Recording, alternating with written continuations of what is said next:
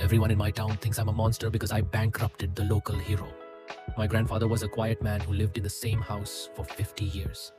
When he started getting dementia, a kind local real estate agent, Mark, offered to help him manage his bills for free.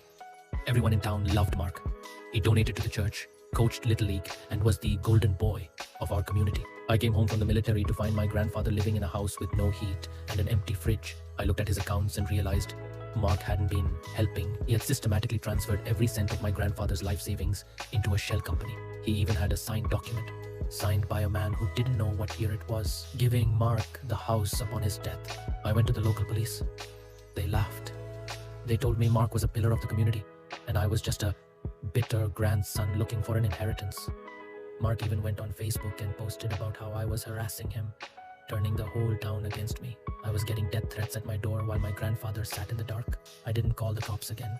I called an old buddy from the service who specializes in digital forensics. We didn't just find the money, we found Mark's ledger.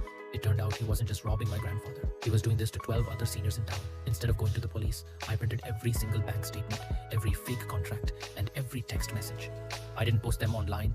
I waited for the town's Founders Day Gala. I walked onto that stage while Mark was receiving a Citizen of the Year award and handed the microphone to an 85-year-old widow he had also robbed. She read the first line of a stolen bank statement. The silence was deafening.